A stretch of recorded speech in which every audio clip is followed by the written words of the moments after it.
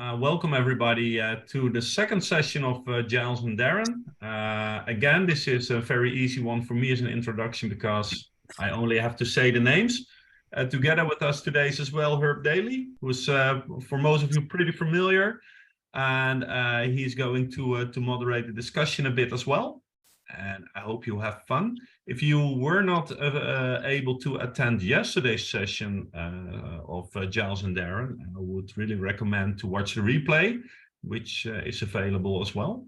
And at the end, don't forget to provide the feedback of the session so we know what we can do better in the future. So for now, the floor is yours. Oh, hi guys. Thank you very much for joining us today.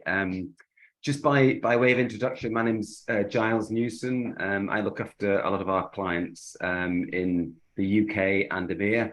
I was just saying yesterday, we've been attending the GSE in-person events since they started, well before Whittlebury Hall, when it was in a small hotel in Gloucester. And I think the number of attendees here at this conference is about 600 or 700 or something like that. I think the first conference that we went to, it was probably about 60. And there was no vendor area at all. We were stuck in a drafty corridor as the attendees were walking towards lunch. We were speaking to them and handing out our T-shirts and stuff like that. So thankfully, after all those years, Mark and all the team, all the committee members have done a fantastic job, and everybody loves going to Whittlebury and also the virtual conferences afterwards. So thanks to all those guys. So I've been involved in education, or mainframe education, for 30 years, and I've had the pleasure to work with a fine young gentleman called Darren Search. Now, Darren's our CEO. He's also a lifetime IBM champion. He speaks at these conferences in the GSE, Share, and IBM Tech Use when they're around, and he's heavily involved in mainframe and mainframe education across the world. So yeah, it's fantastic to have Darren with us today. So today we're going to talk about mainframe education, but in particular digital badges and digital credentials, which is a great subject to be talking about. We've seen a massive change in the way that everybody uses mainframe training since the inception of digital credentials from IBM. So I will hand you over to Darren Search. Thanks, Giles, and thanks everybody for coming to this session, and thank you, GuideShare Europe, for inviting Giles and I along to this. This is pretty cool, and this is very important. Obviously, training in the mainframe space has been key since 1963, when IBM released the System 360, and training has evolved. It started off with classroom, and I think pretty much in the early days, people wanted to do any training on the mainframe, they booked a class with IBM and went to that instructor-led training class and so forth. But as the years went by, I know Interskill came up with the industry's first computer-based training, as it was then, because the internet wasn't around. So digital delivered training, and then the internet arrived, and e-learning really started to flex its muscles, digitally delivered training. And 7 years ago, and we'll get into this a little bit more, 7 years ago, digital badging came to IBM with the IBM Digital Badge Program. And we've seen, Giles and I have been doing this for 30 plus years, training mainframers. Mainframe training is all we do. And we've seen some pretty massive changes thanks to digital credentialing. And all sorts of benefits across the industry. So for any of you in the audience who are relatively young, you're probably used to e-learning, digitally delivered training. You would have done it at school, at high school and or university. So it's not such a new thing for you. Any people in the audience who are around Giles and my era, we remember the world before digital anything really, before digital training or digital credentialing and so forth. So we've seen the changes. But excited to chat with you today about digital credentialing, and we're just going to cover these four things. Nice and quick and easy, and look forward to if Herb and Joris can organize it at the end, just opening up everybody's microphones and let's have a good chat about this and ask questions and discuss. Again, I'm in mainframe training. Mainframe training is all that my company does, but this digital credentialing's become a real passion of mine over the last 7 or 8 years, thanks to the IBM Digital Badge program and others. So we'll start with what is a digital badge. Pretty simple, define that. Talk about some of the advantages of having digital credentialing in your mainframe training program as an organization, and or earning badges as an individual, trying to further your career.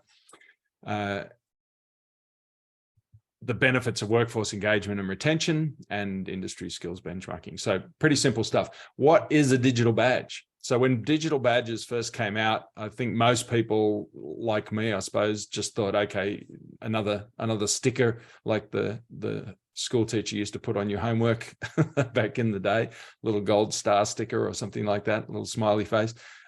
So when I dug into it a little bit deeper and talked to the team at the IBM Badge program, I really started to see the depth and the power of these digital credentials. The key to the digital credentials is all the metadata that's contained in each digital credential, digital badge. And this is governed by an industry standard, the Open Technology Standard, Open Badges version 2.1 currently, and that common language validating what's in it. And if you have a look at the diagram over on the right there, behind every single digital credential, there's a potential for all of this metadata. So if I come across a badge that somebody's earned on LinkedIn and I click on it, IBM uses the Credly platform. So you would click on the badge and you can see all of this information. So for example, say it's a COBOL course. You can see who taught the COBOL course, when the COBOL course was taught. You can dig down into it and at a very granular level start to see what was taught, how fundamental or how advanced the content was, what version of COBOL it was taught on, all sorts of other information. So it becomes in a time when you always wonder what you're seeing on the internet, whether it's true or not.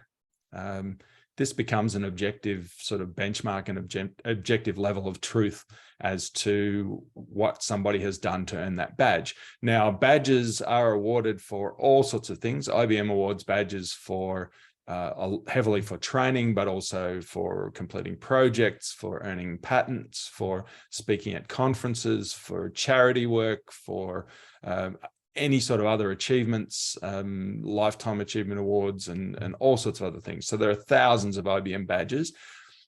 Today, we'll talk about training and mainframe training specifically. Again, IBM's got so many hundred products across all sorts of different systems and technologies.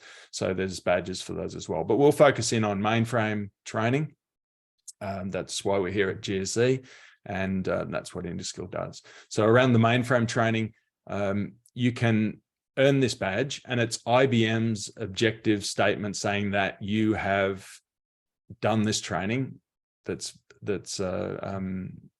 recognized by IBM, and these are all of the details. So it becomes that objective level of truth.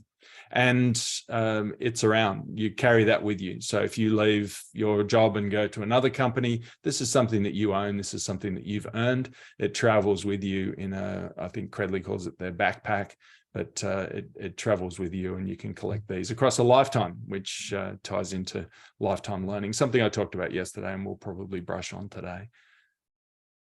So these are digital badges. And on the IBM side, again, this is just a smattering of badges. IBM's got thousands of badges that they award for these things. I'll draw two distinctions today. And I've also got some Broadcom ones. Broadcom's got some great mainframe training badges now. Linux Foundation also does some great mainframe training digital credentials badges, and other organizations are starting to get involved as well in the mainframe sphere. But these ones on the right are the IBM skills badges. So I'll draw a differentiation between skills badges and IBM professional certificates. Skills badges are aimed at a skill, as the name suggests. So as you can see by some of the titles on these, a skills badge for JCL, or a skill badge for JES2, or a skill badge for STSF. You'll do a course or a sequence of courses, whether it's classroom, whether it's e-learning, whether it's some other way, going to a conference or so forth. You can do some training and earn this credential, but again, it's focused on a skill, on a particular skill that you've trained on. A little bit of side information. You can see the different colors of these skills badges.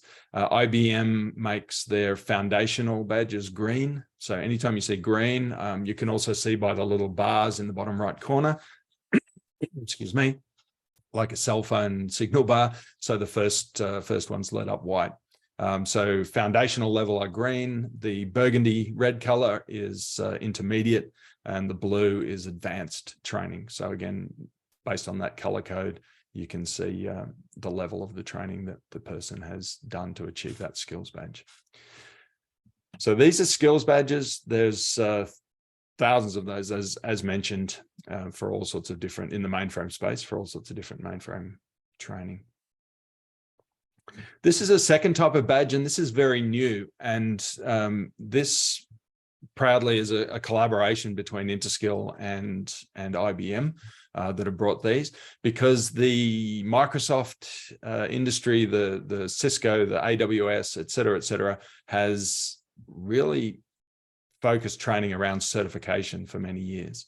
And certification is an objective, benchmarked level of skill for a job role. So it's not a skills-based badge, it's a job role-based badge. So somebody who gets certified, gets a certification for Microsoft or Amazon Web Services or so forth, shows that they can do a job, a certain job role, and they have the required skills to be good at that job. These IBM professional certificates are in the same way benchmarks of skills required for a job. So IBM currently has these IBM professional certificates for mainframe computer operators, level 1 and level 2, more advanced. They've got system programmer, level 1, again, an objective benchmark of skills for a sysprog. And throughout this year, they'll be releasing IBM professional certificates for application development programmers, for mainframe security, for storage, and a couple of others, I think. So these things are sort of going to move into that place as that objective benchmark of mainframe skills for different job roles. These ones are earned, you can see on the right there, there's an extensive learning path of courses that people need to do. There's stacked badge methodology, which is a very modern way of doing digital credentialing. So you're earning all of these skills badges as you progress through the learning path, and then culminate with a big exam and earn that IBM professional certificate. So again, skills badges are for specific skills, specific technical topics or pieces of software or technology. Professional certificates are for job roles and your ability to do a job. So why have digital credentials in the mix? Isn't training enough? If an organization provides training for their mainframe workforce, isn't that enough? Well, providing the training for mainframers is half the battle. It's always been an issue that people actually have to do the training to learn the skills and improve their skill levels in their career. So providing the training is half the battle. Actually doing the training is the other half. And digital credentialing has shown to really motivate people and get them to consume training and complete training and so forth. IBM added these digital credentials. This was the start of the IBM badge program. IBM added digital badges to their internal IBM workforce training about 7 years ago. 2016, I think it was. And 6 months after that, they did a study on how that had affected the amount of training done and results and learning outcomes and so forth. And these stats are pretty staggering. IBM saw at least triple-digit growth in every single metric. So just by having badges earnable, by having badges available for people who completed courses, IBM saw a 129% increase, so more than doubled the number of people that were actually going out and seeking training and completing training. That was a massive increase, just motivating people to go and find their own training. The end of course assessments is a staggering one as well. And again, it's just human nature. But previously people had been told by their bosses that they had to do a course on such and such, and they went through the course and sort of did it so they could check the box and tell their boss that yes, they'd done the course, whether they passed it or not. But the fact of having a digital badge at the end of that course meant that people, again, 694% more people actually concentrated in the course and learnt the stuff because they wanted to earn the badge at the end of the course rather than just going through the course and getting it done. They wanted to earn that badge. So they concentrated and passed the exam at the end of it and earned the badge. When you're looking at this as an organization, and I suppose if we extrapolate out, looking at it as the mainframe industry, these sorts of stats show a lift in mainframe skills. These sort of stats show that the company is providing the training's getting used, the company's getting return on investment on the training, and people's skill levels are lifting. The company's mainframe workforce skills are lifting. And again, extrapolate that out to the industry's skills are lifting because the mainframe does what it does. The mainframe is used by the corporations that use it for reliability and accuracy and all of these good things. These are the reasons they use the mainframe. The weakness has always been the people who run it, and optimal skills with training, making sure that the workforce knows their stuff and uses these amazing mainframe systems as well as they can be used, has always been critical for the industry. Because downtime doesn't usually come from the hardware or the software. Downtime usually comes from a user's mistake. So these sorts of lifts in skill level and knowledge and so forth are critical for the industry as well as the organization, as well as people's careers. Just improving your skill level and doing a better job and so forth means that you'll move forward in your career. Enrollments, completing courses, again, people went through and completed the whole course rather than just starting it and dropping it. 226% increase. So these are the sorts of things. Just by having the badges, no other factor contributed to this. This is just because there is a badge that can be earned by doing a course. People were more likely to go and find a course that they wanted to do to earn the badge. They concentrated better, made sure they passed their final exams, completed the course, et cetera, et cetera, et cetera.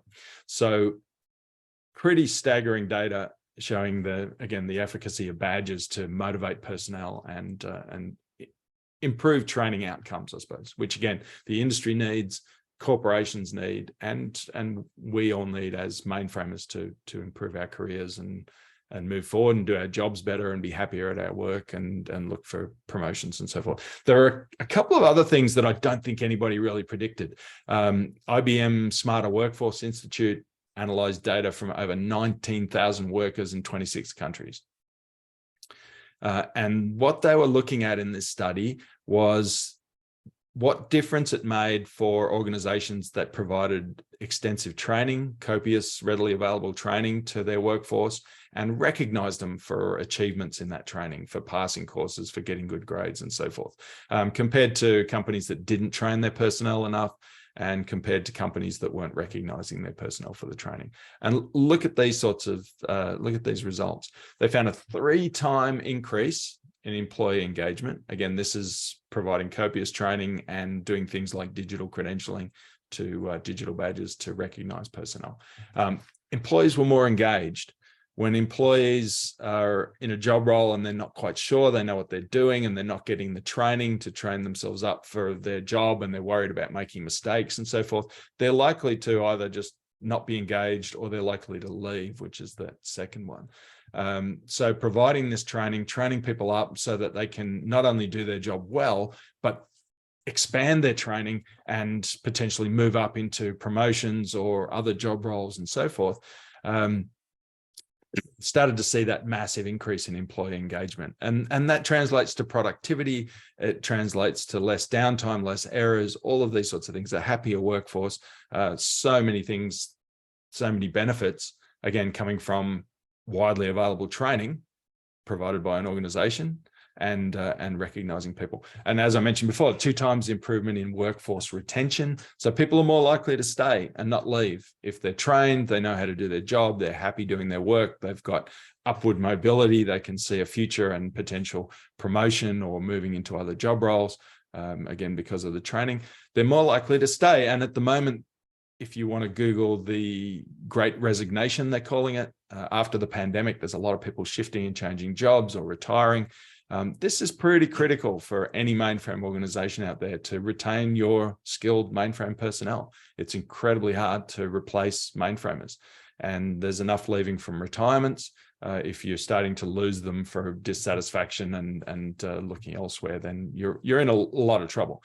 So retaining your mainframe workforce is critical, and having them engaged and doing a good job is also critical. And this copious availability of training and recognition for that training, i.e. digital badges, is a really big influencer in that. Josh Burson, if you look to the top right, Josh Burson is a training industry luminary genius who studies education and training, corporate specifically, but also K through 12 and university. He came out with a study recently that's worth noting, that it is 6 times more expensive to hire externally than internally. And badges are tying into this. We're finding around the world, mainframe orgs are spending a lot more time, rather than going out and looking for external mainframers to hire, they're actually training up internal personnel, so non-mainframe systems, distributed systems at their organization, systems people and programmers. They're training them up with mainframe skills internally and credentialing them and recognizing them and getting them excited about it, so that when a job opening comes up in the mainframe space, they can hire somebody internally who's already onboarded, they're already part of the company culture, they have the mainframe skills because this organization's taught them, and they're excited to jump into a mainframe job role. So we're seeing a lot more of that, and the cost savings are just massive. It's 6 times more expensive with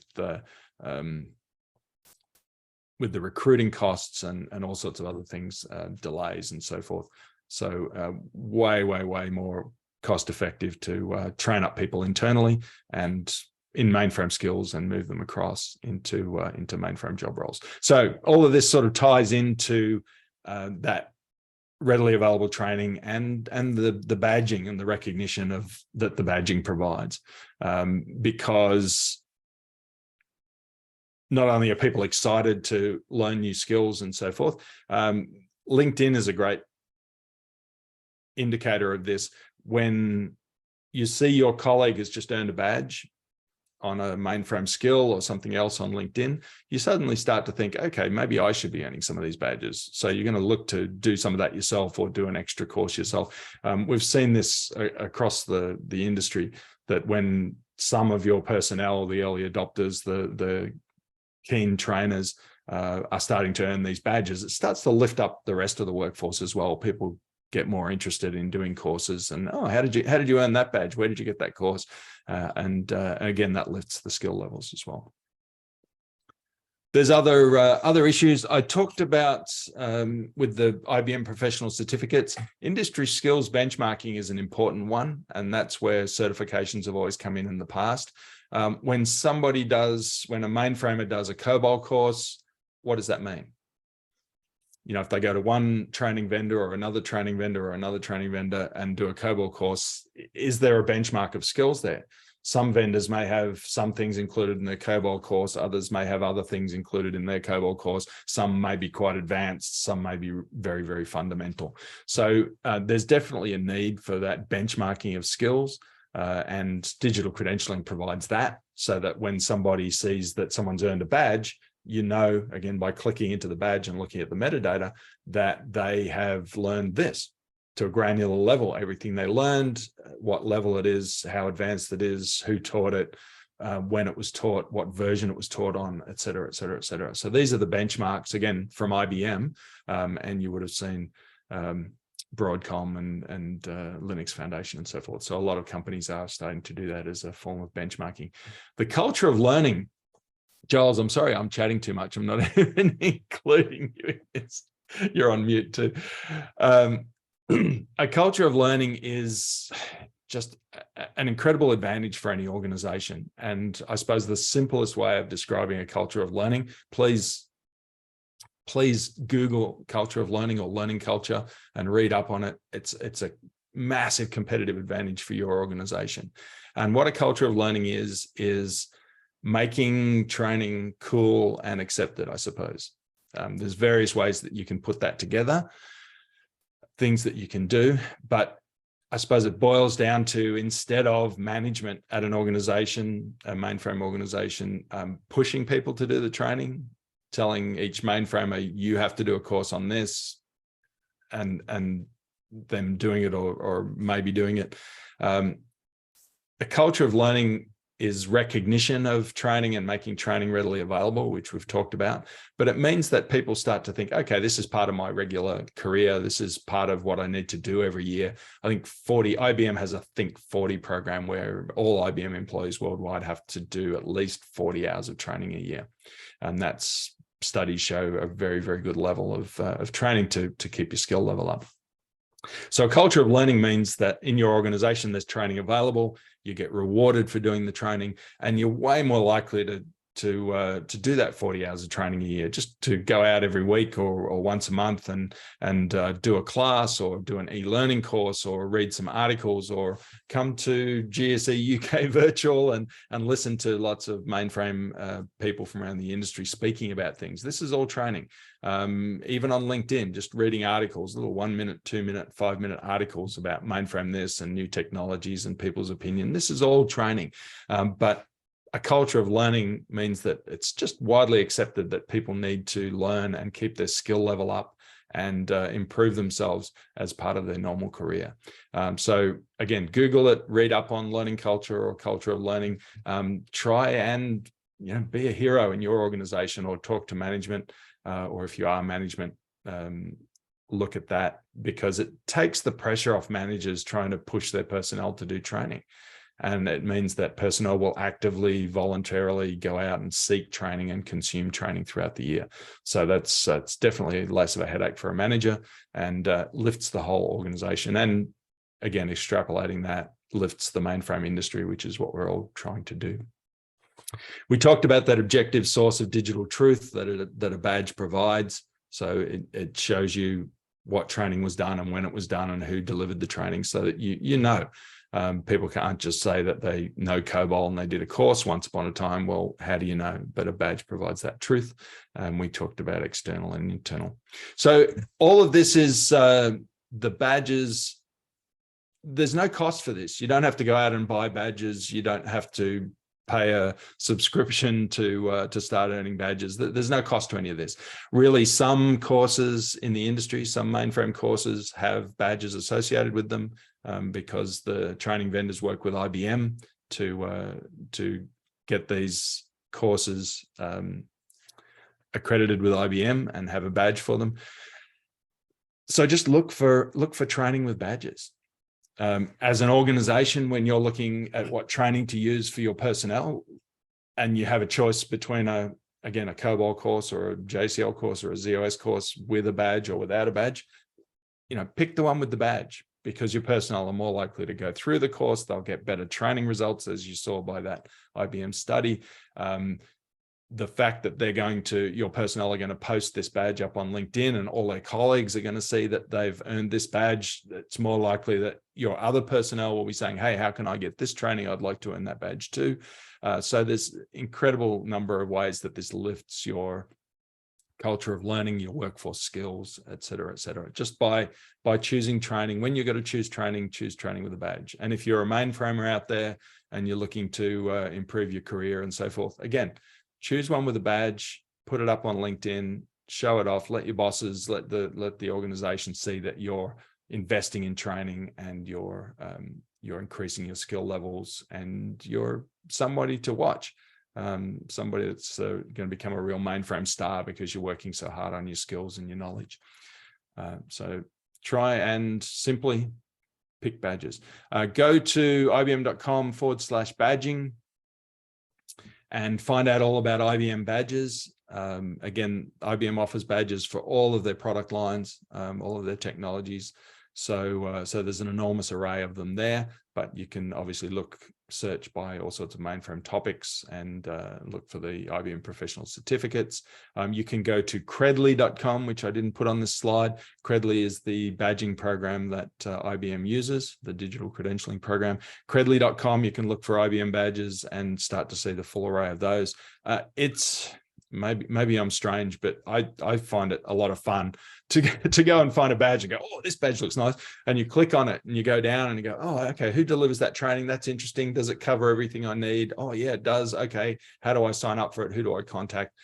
You can just dig around and start to plan out your career. Again, if you're a mainframer, or if you're a mainframe organization, if you're a manager, start to look strategically at what your personnel will learn, what you need your team to know, and what badges or what courses they can do to learn that information. And I think that is it. So before we go to the final slide, we're a bit over a half an hour. Before we go to that final slide, asking for feedback. Yeah, I saw Herb flicker. There we go. Can I open it up to everybody and anybody? This is a reasonably short presentation, but would love to chat about this stuff, about IBM credentials, some of the things that are available, ways that you can use the credentials to promote your online brand, and again, let management know that that you're keen and you're learning stuff and you're earning badges and you're someone to watch, or again, as an organization, ways that, again, using LinkedIn or some other internal recognition, that you can start to influence the rest of your workforce and get them interested in training, which is that learning culture. So I will zip it. Giles or Herb, do you want to comment on anything, or has anybody else got any questions? So I put a request out for questions, and we'll see what we come up with. But one or two thoughts occurred to me as I was listening to what you said. First, it's really more a thought. It was interesting how many times you mentioned training and certification. This stream actually did used to be called the Training and Certification Group. Perfect. And we kind of reimagined it as kind of skills and learning, because that was basically what we thought those things were like enabling. And we've also had conversations about what other names we might give it. And we're open to suggestions on that. I think the one that kind of topped the bill recently was the Capability and Potential Group. There you But go. I don't know, put that around. Another thing that you kind of sprung for me, and this is on the kind of the hiring factor. I often recommend, when I have conversations with mainframers about kind of the lack of people that they're getting in, there's this really good book here by a gentleman called Peter Capelli, called Why Good People Can't Get Jobs. And It's a very interesting read. I recommend it a lot to people on the platform. Ooh. Sorry, I'm going to unmute Giles because he's trapped there. And one of the things that he talks about is the fact that so many good people get kept out because they're kind of putting CVs through keyword scanners. And if you don't have the right keywords, you're missing out on all sorts of capable people who could do an excellent job. And in a way, it feels like digital badges might be a method to fix this problem, because instead of it doing dumb keywords, you see where we're going. Absolutely. This is, and we're seeing this a lot. Giles, do you want to comment? I'm sorry. Isn't there something on Credly? I know there used to be where you could actually search for people with specific skills badges or accreditations and things like that. So you can search on a job function. It'll tell you which badges you need to have those skills. And then is there a recruitment process as well, Darren? It's a while since I've been on it. I don't think Credly does that anymore, but you can definitely see through Credly, or even on a simpler level, just do a bit of detective work on LinkedIn. If you find, again, if you're trying to hire, say, a COBOL programmer, go and find some COBOL badges from IBM that hit all the right marks, that have all of the content that you want your person that you want to hire to know, and then go to LinkedIn and search for the name of that badge. And you'll suddenly get a pick list of all these people that have earned that badge and promoted it to, and shown it off on LinkedIn. And you can just reach out to them and say, hey, looks like you've got the skills that I need for a job opening I've got. Are you interested? And you can start to, I know with Credly, you can be way more sophisticated. I mean, you can go through and say, okay, excuse me, I need my person I want to hire to have COBOL and JCL and ISPF and probably Rational Developer for System Z and so on. Oh, it's not Rational anymore, is it? It's IBM Developer for System Z. Sorry, they changed the name. But, do a pick list of all the skills that you're looking for in this job opening, and look at all of the IBM badges in Credly, and you, again, just get a pick list of all the people that have earned that combination of badges and reach out to them. So it's incredibly powerful stuff. And again, it's not just people saying, I know JCL, I know COBOL, I know IBM Developer for System Z. This is a verified digital badge from IBM saying that these people have done verified, recognized training that covers all of the right spots to earn this badge. So it's, absolute quality, verified people with verified skills, that you've suddenly got a list of all of the people that qualify, and just reach out to them instead of having to say, put up with somebody that's got an interest in mainframe, but they don't really have any of the skills, and having to train them internally. So. Yeah, and that's really good from the outside in. So kind of finding people that you haven't considered before. I think one of the things that struck me when you talk about learning culture, I'm always interested in how do you get a party started? How do you get this going? It feels like potentially this could be a way to kind of put a toe in the water. So if you are, a manager who's interested in kind of promoting that learning culture, maybe you could kind of put it out there and say, well, we'd like to see how many people could get this badge in, this month. And just kind of use that as a way of bootstrapping something of a learning culture. Whereas before, you might have to have, kind of like schedule a course, get a load of people in, do a training week or something like that. Maybe it's a way, like, toe in the water is my thought. Maybe this is some way that you could make a start on a learning culture without going kind of full committal, maybe. Yeah, we see this a lot across interskill clients worldwide, where they start to do competitions and various other recognitions for earning credentials and so forth. Yeah, we have competitions, don't we, with some clients? If they've got, it's particularly younger people that get excited about this. But yeah, if you have a group of people in, then we'll say, okay, who completes the most badges by the end of Q1, something like that, and we'll probably send them a few sort of t-shirts and a swag bag with them and things like that. And it really works. It just focuses their mind. And not only are they getting a proper qualification at the end of it, they're getting a few freebies as well. So anything helps. Yeah, the culture of learning, I read a lot about this, that there's various sort of internal policies for an organization to really start to develop a culture of learning. One of the key ones, the key one is recognition, obviously, for training, so that people are recognized for the training they do. And that, is heavily digital credentialing these days, but also, who knows, just putting a kudos, a well done email out to the members of the team, or using Slack or Teams or whatever your internal communication thing is, just saying, hey, well done, somebody's just earned this credential, someone's earned this certificate, etc. There's all those things. There's other things you can do as an organization, like hiring internally. You know what I mean? If there's a new job offer comes up for a new position, and you've got all these people on staff that have worked their butts off, excuse me, I don't know if I can say that, they've worked really, really hard to do all of this training and earn these badges and so forth, and then the company hires someone from outside, that's instantly deflating, But if someone's learned and got the credentials and learned the skills internally, and the company says, we're rewarding you for this, you're being promoted up into this new job role, or you're being given leadership to this new project or so forth. So concentrating on that internal hiring and internal promotion and rewarding, that spreads like wildfire. I mean, you know, people go, oh, I know that person who just got promoted because they'd done all those courses and earned all those badges, and did all that training.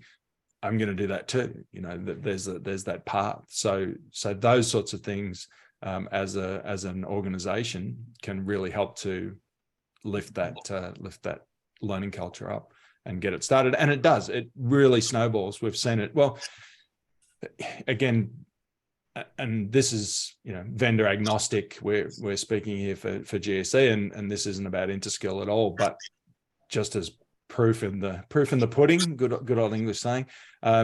Interskill used to do, before the digital badges, used to do about 250,000 hours of training annually globally, which is staggering. You know, 250,000-260,000 hours of mainframe training globally every year. 6 years into the digital badge program, last year we did 960,000 hours of mainframe training globally.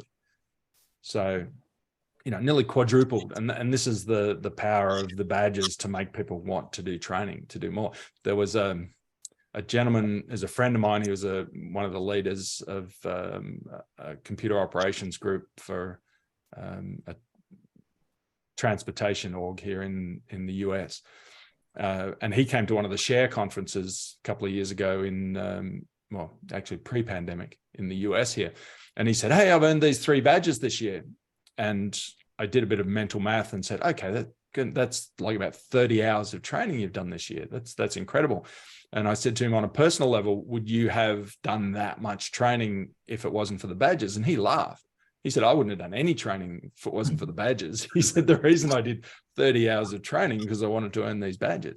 But if you sort of extrapolate that out across your organization and across the industry, having these badges, this recognition, this sort of stuff, and a learning culture to get people to just voluntarily go out for their reasons and do this training, it lifts the skill level, it improves the industry, it improves the company, less downtime, less error, happier people, motivates the people around them, et cetera, et cetera, et cetera. I mean, Herb, you're an educator, and everyone on this call obviously is interested in education, but nothing can lift an organization like education.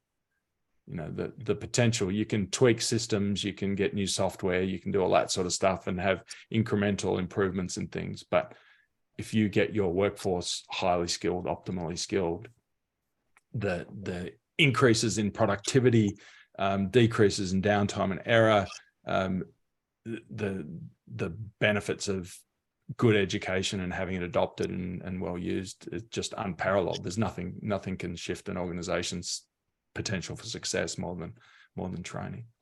So well said. Excuse me, evangelizing. No, all good. I'm just keen to see if we can hear from some of the people in the room. I have another question, but I'm keen to kind of hear if anyone has any comments or experiences that kind of speak to that, or one way or the other.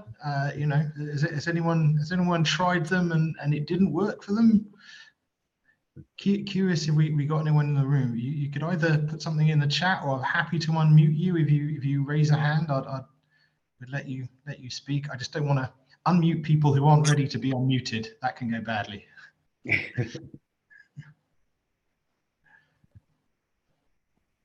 So we're kind of keeping our counsel. Okay, so I will ask my question. Was that somebody? No? Okay, so I'll ask my question. Interesting theme at the moment. It's all been about mainframe modernization. And I am interested in a trainer's digital badges perspective on how we address this topic, because this seems to be the thing that everyone has been talking about for the last 2-3 years. How do digital badges and training speak to that agenda?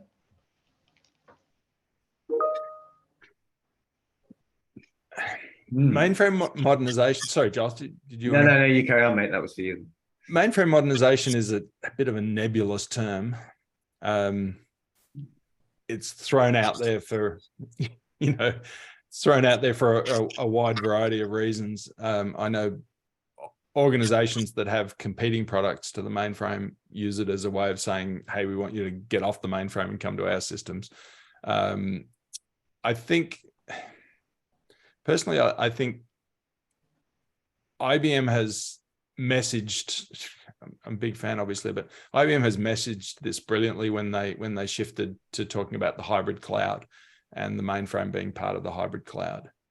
And I think modernization of some systems is just that. I think the mainframe is incomparable. There's nothing else can do what the mainframe does, especially with the Z16 now and the AI inferencing on the Telum chip and so forth. I mean, the credit card and financial companies can use AI to look for fraud on 100% now instead of what used to be 10%, 100% of all transactions.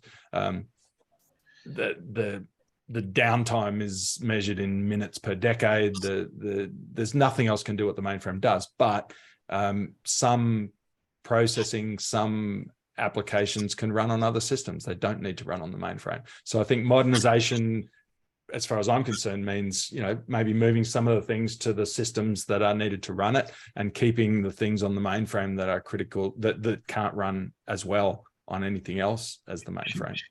Should I throw in a thought here? Yeah, please. It seems to me that modernization is as much about rethinking the skills that you have as anything else.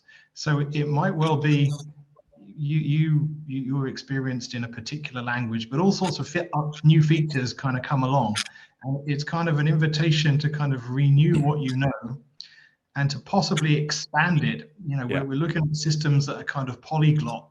You know, it's not mainframe or X, it's mainframe and X.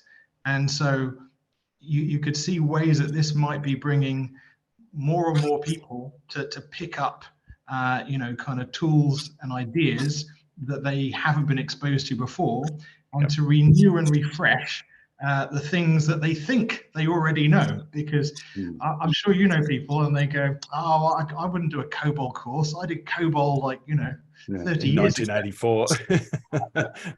Yeah. Funnily enough, it's kind of changed a bit since then. There's and you're probably familiar with this, Herb, as well. I read an article years ago about the people's skills need to be like the uppercase letter T, in that they need to have a really broad foundational level understanding of multiple different systems and technologies and so forth across IT and across their organization. And then the vertical part of the letter T is in their specialist area. They really need to dig down and have an incredibly deep knowledge of their field of expertise. But you can't have just that deep knowledge on the one field, because you don't know how, you know, because again, what I was saying with the hybrid cloud, the mainframe is starting to be part of everything. And interact with everything. It's no longer just this monolithic big system sitting in a data center that nothing interacts with. I mean, Z Enterprise and so forth. But anyone working on the mainframe should have all of these other skills, exactly what you said, so that they can work on the other systems that interact with the mainframe and so forth. And they should obviously know their stuff, what they're doing incredibly deeply. And I don't want to go over that again. I've belabored that point enough, but yeah, I absolutely agree. I mean, I was going to say, without the basics of some other things, it's very hard to communicate. How do you talk to people from other worlds unless DevOps? Yeah, I mean, how do you work with other groups effectively if you don't know what's going on? And do you know what? Funnily enough, it's even for managers, you know, executive level managers and senior managers in IT, they need to have good basic understandings of the mainframe. They may not come from a mainframe background, you know, CIOs and executives in IT, they'll come from a distributed background and they probably don't know all the stuff that mainframes can do as well as they should. So even executives need to train and broaden that top of the letter T, the top skill levels, if you understand what I mean. Yeah, I can imagine some of them, you know, getting job taking over a mainframe team and kind of bolting down a load of badges like in a weekend kind of. Drink from a fire hose, yeah. Yeah. So, I mean, if there are no other questions, we may finish a little early, but I'm very keen if anyone has any experiences or any kind of testimony they'd like to put out there. Does it seem like training is increasing as a concern where you are? You know, are there anyone who's you know, kind of has experience with the digital badges?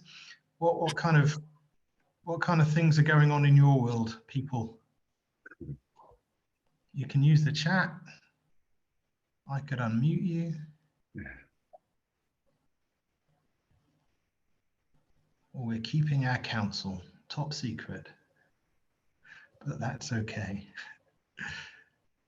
Well, so one final thing I would ask you, sorry, Herb, no. I would ask you to go and submit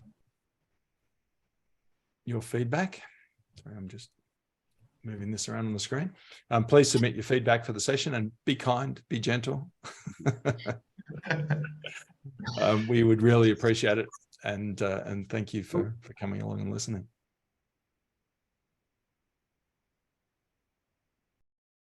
Sorry, one sec. I have a. Let me find you. Yes, Mr. Mertens.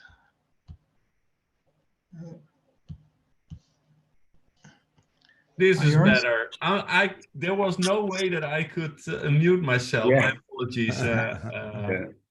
I just want to add that if I'm in conversation with students, which I'm doing a lot, and let's say the young professionals, I think badging is currently the most important thing. And where perhaps 2 years ago, especially the younger generation wasn't aware, wasn't that much familiar with digital badging. It's now when for example, when we do a coding challenge or we host something fun, a lot of times people ask, oh, and you know, is there a badge we can earn? Is there a badge we can receive? So I think badging is so getting so more and more important, and as I shared in the chat, it's an easy way of exposing yourself and the knowledge that you have, whether it's a small training or it, you know, well, or you finish a complete learning journey. I think it's so valuable. So that was what I would like to add from my personal experience.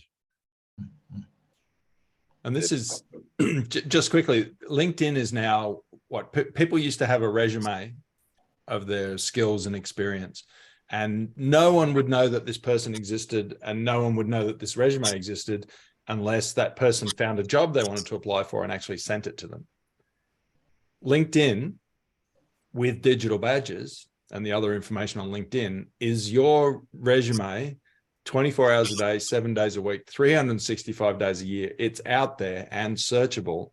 So if people are looking, you may not even know there's jobs out there and going on, but people are looking, and if they see that you've earned IBM credentials and Broadcom credentials and Linux Foundation credentials in the mainframe space, they'll find you just by searching for this stuff and say, good grief, look at all the skills this person's got. Perfect for my job role, this opening we've just got, and they'll connect with you. So, you know, a side effect of the badges, but please earn badges, put them on your LinkedIn profile, and the work will find you. The industry needs good, skilled people, and they're willing to pay, and they want you working for them, because companies are successful if they've got a really highly skilled workforce, and they want the better people. So show it off, show that you're a lifelong learner, show that you have the skills, and the corporations, the mainframe orgs want you, and they'll come and find you. So definitely use LinkedIn. Absolutely.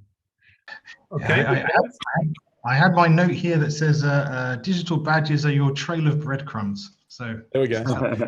That's fantastic. Brilliant. Okay, so with that, I think we just came to the end of the session. Is there anything anyone would like to add before closing off? As you already mentioned, use the feedback for the session. And if not, I would like to thank the speakers of today a lot. I would like to thank the participants a lot for joining this session. We will be back tomorrow with more sessions on the skills and learning track, so stay tuned on that one. And with that, Giles and Herb and Darren, thank you very much for providing this insight today. Thanks, GSE Thank you. UK. Appreciate it. Thanks a lot. Thanks, Ed. Thanks, guys. Thanks, Joris. Cheers. Have a good rest of your day. Bye. Bye. Bye-bye.